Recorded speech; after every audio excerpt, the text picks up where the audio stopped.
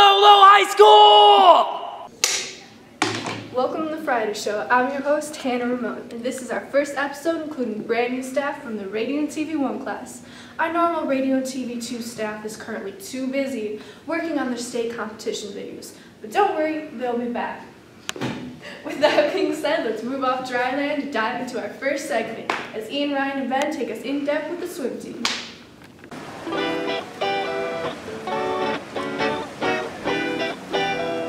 Hello everyone, Ryan Siedentopf here, bringing you the latest on the LHS swim teams. Both teams have already had an impressive season and are looking to further their successes in the coming weeks. The girls have had an incredibly successful season so far, and they're only getting stronger. At this point, their lat strength is at near maximum. At the time of this video, the girls are currently 9-1 in their season. Their captain, Angie Fisher, has been the glue keeping the team together through all the hard work. So Angie, how is the girls swim team maintaining its physical prowess? Well, we do about 2 practices a day, around like an hour and a half in the morning and then 2 at night. And we swim about I want to say 7,000 yards maybe. And in the morning we do weights too, so it's keeping us strong and well for the rest of our season. Excellent. Thank you for your time, Angie. Yeah, no problem. The boys swim team has been practicing relentlessly to pulverize the competition this season. At the time of this video, the boys are 7-2 in their season, and they are currently ranked 16th in the state. Their captain, Brendan Kinnis, has worked hard to keep his team afloat. So Brendan, what keeps the boys team getting back into the pool even though sometimes it means swimming a couple thousand yards? It's basically all just the love of the sport. You gotta just have your heart set on it. Nothing really makes you get up early in the morning and after school to go to practice. You just do it. You just gotta have the heart for it, and you gotta be willing to push yourself. Excellent. Best of luck to the boys team. Thank you so much. Both swim teams have had some incredibly difficult competitions, but there's still more to come. The teams have their sectional championships in early February. Now we will go to Coach Schuyler to see his strategy in the face of competition. So Coach Schuyler, what are you doing to push your team to work harder for sectionals? Well, right now our yardage is up pretty high. We're really working hard with our sprint stuff and our stroke work throughout the practices. We're doing 2 a day still, and going to be setting up right for our taper right before sectionals and hopefully get some good swims. Excellent. Thank you for your time. Oh, thank you. Finally, the swimmers are receiving the coverage that they deserve. Thanks again to the coaches and athletes for their interviews, and best of luck in the upcoming competitions. I'm Ryan Siedentopf from RDN, signing off. How awesome was that underwater dive shot? Here at RDN, we strive to get the best angles. School clubs are a fun and beneficial way to meet new people and have fun. But how do you do that without speaking a word? Larry, Andrew, and Elliot are here to give us the insight about the American Sign Language Club. For this segment, we're going to be giving you a sneak peek into the American Sign Language Club, or the ASL Club. The ASL Club is a very well-known club at Lowell High School, but it makes a big impact on the kids' lives that join. People who join learn new words to sign and skills to be around people who can't speak or hear. Why do you feel like people should come out and join the Sign Language Club? I feel that people should come out and join the Sign Language Club because it allows you to learn a language that you can take and use into your everyday lives. Kaylee Jensen is a fellow student here at Lowell High School. Kaylee knows sign language very well as she uses hearing aids. As a part of the deaf community, she values the ASL Club a lot. Being a part of the deaf community, what does seeing fellow students come out and learn with you, something that is vital to communicating for you, mean to you? Honestly, what's vital to me is having the students learn different words to fingerspell in ASL, and as well as using primary words in ASL so they can learn how to communicate efficiently with a deaf person. This club is very interesting and sets you up with a great life skill to open up your ability to communicate with others even more. If you are interested in joining the club, talk to Hannah Crouch for information. This club usually meets every other Friday. What sets apart the American Sign Language Club from other clubs at Lowell High School? The thing that sets apart the American Sign Language Club from the other clubs here at Lowell High School is that you get to learn a language without having to take the class for it. You get to do it outside of school.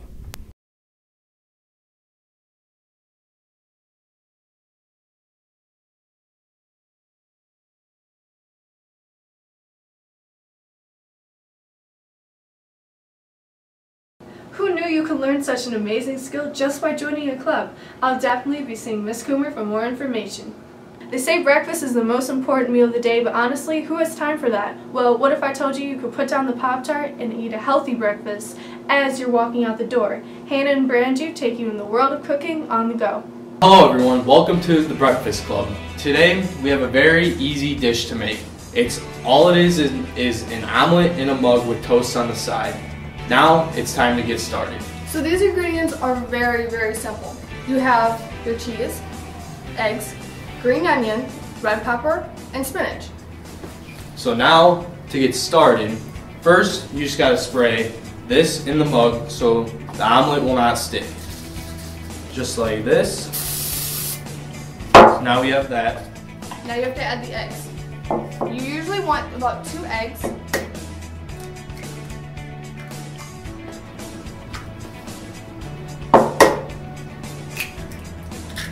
So now once we have that done, Hannah here will stir it so she mixes all the yolk up. You really want to make sure that the yolk and the white are completely mixed to have a great taste. So now once she's done with that, now it's time to add all your favorite ingredients in. So first, well, let's just all dump it in there and see how it tastes. So we're gonna dump all that stuff in there. Now it is time to add the cheese. So now what we're gonna do is mix all this stuff so you have a better taste of it all. So it's not just sticking at the bottom or at the top.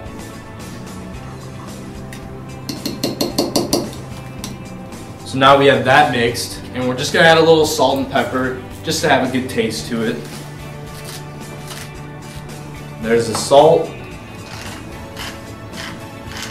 There's the pepper. Alright, here we have it. After 1 minute and 30 seconds, here is the omelet in a mug. Now, I'm using a mitt because, to be honest, it's pretty hot. So now what we're gonna do is we're gonna dump it onto the plate so we can eat it. We also have some orange juice, which also goes really great with this, and some toast and some butter. There you have it, folks. An omelet made out of a mug. So now we have some orange juice here. Now it's a quick and easy breakfast food to make when you're on the go. Now Hannah, I think you should taste it. I think you should do that first. No, I think you should do it. Okay, let's just do it together. Okay. You're right. Alright. Moment of truth, guys. Oh man. See if I can take it up. Alright. That's actually really good. It's pretty good. I need more.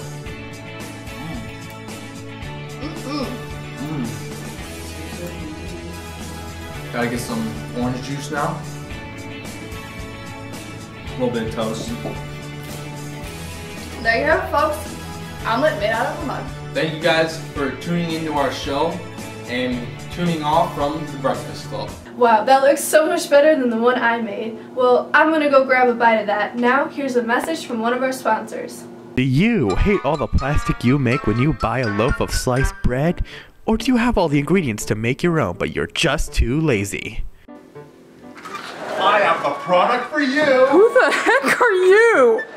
I'm here to sell you canned bread. Canned bread is so amazing. There are many families that are afraid of the raw power contained within. Canned bread is so convenient. All you have to do is get it out of the can.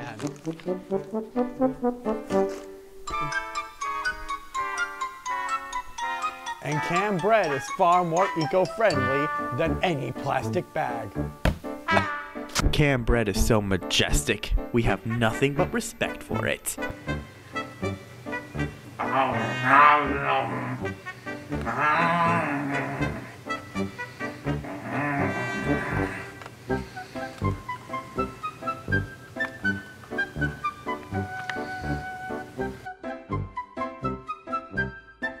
Canned bread is a product of Goodwill. Wow, the power of canned bread. Thanks, guys. Life as a student at LHS can be challenging. Homework, taking tests, and on top of that, there are student athletes who have practice. I don't know how anyone has time to do anything else, but our next story highlights someone who does.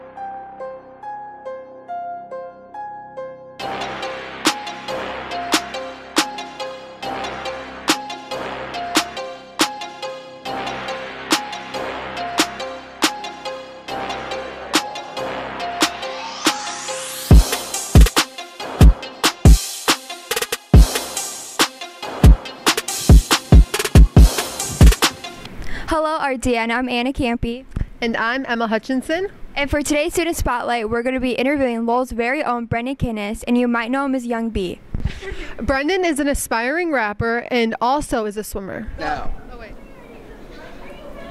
Hey, Dade, do you know any lyrics from any of Young B's songs? I know some of Palm Trees and some of Milkman, but that's about it. Since you guys are freshmen, do you know the senior Young B? Of course. Yeah. And what's your favorite song by him? Milkman, Palm Trees, for sure. Good songs. What's your relationship with Young B? We're pretty close. We like to keep it on the down low, like pretty private relationship. We've been pretty close since freshman year though. That's it. What are 3 words that you would use to describe Brendan? Goofy, creative, and my brother. What are 3 words you would use to describe Brendan? Inspirational, superior, and MVP. And how do you balance school, swim, and rapping? Well, wake up, go to school, that's just a given, and then that's always first. Then you have sports, and I just kind of fit rapping wherever whenever I can, whenever I have the time, whenever I feel like I want to. What inspired you to create your own SoundCloud and music? I just really enjoyed putting words together and really just saying what I want, really just making it my own way, if that makes sense at all. Yeah. Like just doing what I wanted to do. Ice on my feet, I keep slipping.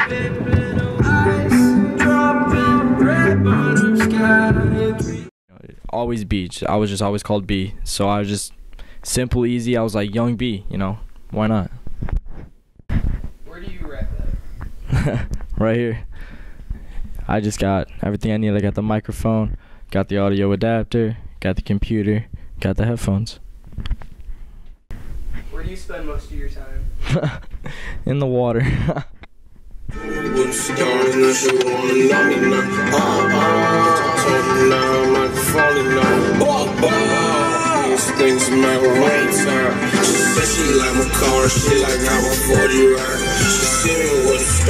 What inspired you to write Milkman? I was on YouTube. I was searching for a beat, and I found one. And it was really hard. And I was like, all right, I want to make like a really lit song, like something like you can just vibe to, like palm trees. I don't know. I wanted to mix it up. I wanted to do something really different. So I kind of like changed the whole flow up, I guess you could say. And instead of like just rapping, I kind of like softened it down a bit.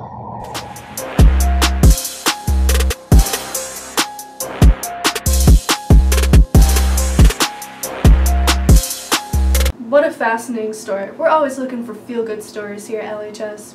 For our next segment, we have Carter, Dominik, and Ryan jumping on the mat for our beatdown on this season's wrestling team. We are RDN Sports, and I'm your host, Carter Garling. And I'm Dominik Fosco. Today we have an exclusive interview on the Lowell wrestling team. Reporter Ryan Schnieder's on the scene. Let's get right into it. Esh get it.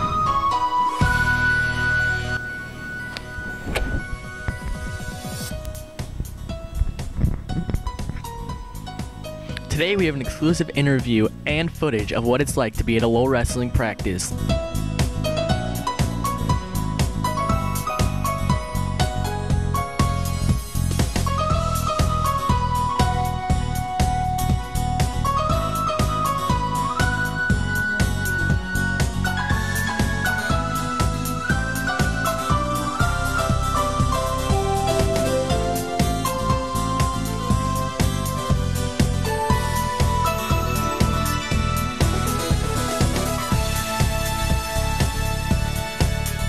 Well, undefeated, it just sounds great. I like to keep the momentum rolling, and the more matches I'm in, the greater. Andrus Airlines, basically what it is, I just lift the guys up in the air. And I've done it to so many kids that I just kind of came a thing. Most of you guys know Cameron Brady. Yeah, I took him on there a couple times. No big deal. Honestly, it was just a random thing. It just kind of came to me. My name, airlines, they're up in the air. I think this being my first season, I had trouble finding time to come to practice and do homework and just anything else in my life at the time.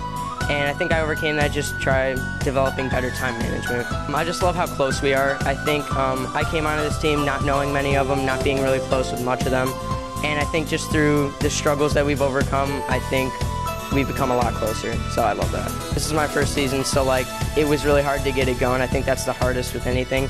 And once I started seeing how much better I was getting, how much I was improving over time, I think that's what kept me motivated. It's been an up and down year for us. We got a lot of younger kids on our team, so it's been a big transition year for us as far as getting those guys up to speed. But we a week out of sectionals now and looking pretty good. I like coaching most about seeing kids succeed, seeing kids overcome things that they don't think they can do. I like seeing kids who have never won a match win their first match. That's just as exciting as the kids that are winning these big tournaments for me.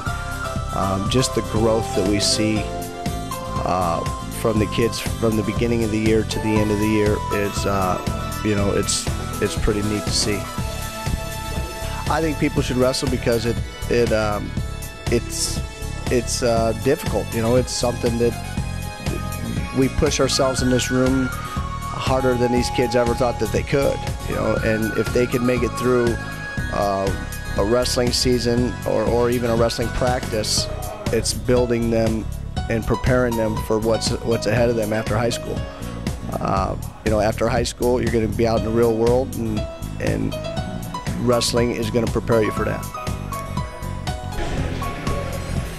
All right, well, hi, my name is Carter Garling, and this is Kevin Hooley. And I'm going to be asking him what his favorite wrestling move is. My favorite move is a lateral drop. All right, well, not a lot of people know what that is, so I'm going to ask you if you can perform it on me. Yeah, I can. All right, let's do this.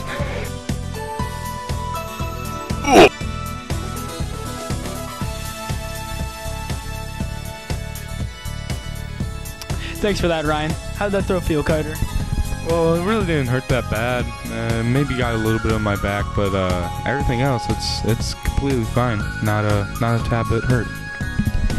That's the sport. Thank you for watching our show, and hope to see you all next time. Wow, that looked painful. Keep up the good work, boys. Some of you may have noticed the go-kart in the office, but you don't know the whole story behind it. Even knowing whereabouts in the track, we wouldn't be able to see the entry into the corner. He would have to do when a lazy, you know, he gets away with murders at times, but some... Actually, we heard about the EV Grand Prix from Purdue. Purdue University hosts this every year. They do a collegiate program with gas carts, and they do an electric version for high school.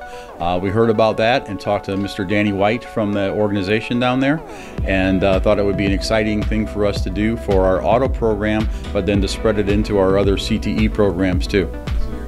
The final competition, if you will, for the high school is May 3rd.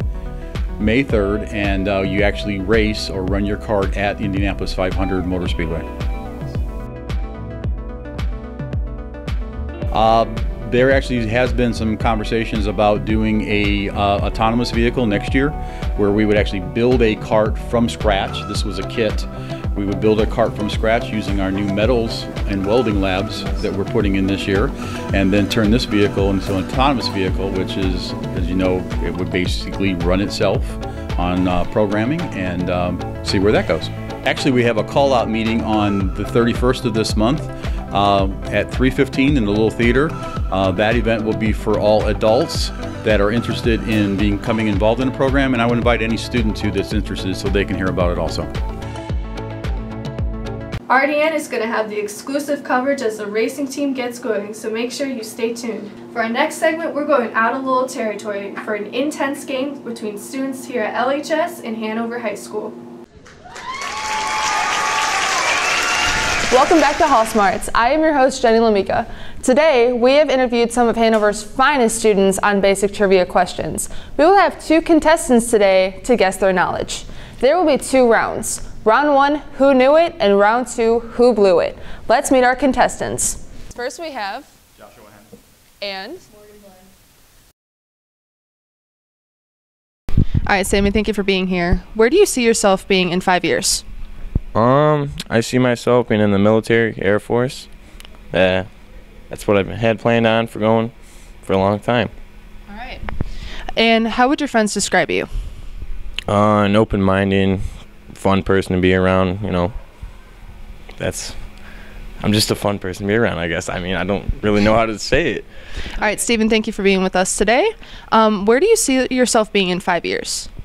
Probably in college. You know, studying? No, no idea. All right. I have no idea what I'm gonna do in college. How would your friends describe you? Artistic, probably. I do a lot of murals around the school and stuff, so I'm really focused on just being really creative and thinking outside the box. All right, Rachel, thank you for being with us today. Where do you see yourself being in 5 years? Probably in college, in a small apartment somewhere, you know, just doing my thing. How would your friends describe you? Funny, loyal. Round 1, who knew it? Each contestant will try to guess who they believe got the answer correct. Each correct answer is worth... All right, we're going to move on with round 1, who knew it? Okay, so the first question that we have was, some months have 30 days and some have 31. How many have 28? Who do you think knew this? I'm going to have to guess Sammy, because guys got glasses. It's all right. I'm going to go Rachel, just because I feel like she really knows stuff. Okay. All right, let's see what they said. All right. Some months have 30 days and some have 31. How many have 28? None. Some months have 30 days and some have 31. How many months have 28 days? All of them. It looks like Rachel got the answer correct. Okay, let's move on to question 2. What is a group of fish called? What do you think, Josh? I'd have to think Stevie would know that answer. Stevie, so creative and young, intelligent. All right. And what do you think, Morgan? I'm going to go Sammy, just because I just think he knows. Oh, he might know. And here's the correct answer. What is a group of fish called? A gaggle of fish. What is a group of fish called? A pack. It looks like the correct answer was Rachel again. All right, moving on to question 3. Who painted the Mona Lisa? What do you think, Josh? All right, then I would have to say Steven since he's the artist. I'm going to Steven too. All right, yeah, he does seem very artistic. Let's see who the answer is. Who painted the Mona Lisa? Da Vinci. And it looks like Steven and Rachel both knew that answer. So Morgan and Josh both got 20 points. All right, now we're moving on to round 2. Round 2 is who blew it. So you're gonna have to guess who you think got this answer wrong. The first question is, what is Georgia known for? Who do you think got that wrong? I'm going to have to answer with Rachel. Yeah, I think Rachel too. She's gotten too many right. She's gotten too many right? All right, let's see who got the answer wrong. What is Georgia known for? Peaches. And it looks like the answer was Sammy. Sammy did not know these answers. It looks like Morgan is in the lead with 40 and Josh is falling behind, unfortunately, with 20. Moving on to question 2. Who was the first man to step on the moon? What do you think, Josh? I'm going to have to say Sammy. He knows that answer. What do you think, Morgan? I'm going Steven. I feel like the paint fumes just might have gotten to him. The paint fumes actually might have gotten to him. Let's see who got the correct answer. Who was the first man to step on the moon? Neil Armstrong. Who was the first man to step on the moon? Armstrong. And it looked like the incorrect answer was Rachel. She might have one wrong. No, this time we don't think about it. Question number 2. What scientist studies weather? What do you think, Josh? I'm going to have to answer Sammy. What do you think, Morgan? I'm going to go Rachel, because she got the last one wrong. So. Okay. Well, let's see who got the answer incorrect. What scientist studies weather? Oh, I know this one. A geologist. What scientist studies weather? Meteorologist? No, wait. Is it a meteorologist? Yes. Oh, cool. Morgan 40 and Josh 40. All right, we unfortunately have a tie, so we're gonna have to do another Who Blew It round. The question was, Dover is the capital of what state? Who do you think got it incorrect? Josh? I'm gonna have to guess. Who do you think, Morgan? I'm going Sammy. All right, let's see who got the answer incorrect. Dover is the capital of what state? I'm gonna go with Wisconsin. And the answer was Sammy. All right, Morgan is the winner, and you win a penny. Oh my gosh. Congratulations. It's all yours. Thank you for tuning in this week into Hall Smarts. Thank you for the contestants for wasting your time with us, and congratulations to Morgan for winning a pretty penny. This is your host, signing out. It's always fun checking in with other schools. Well, that's it for me, guys. Finally, I can get out of this horrible basement. Like, what even is this?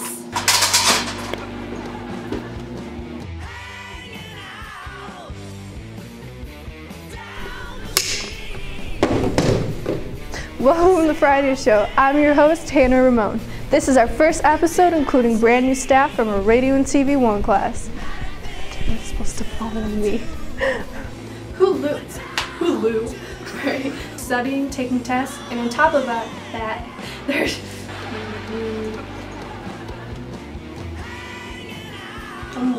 RDN's gonna have the exclusive coverage as a team. What? What does the team do? Going out of little territory and into an intense.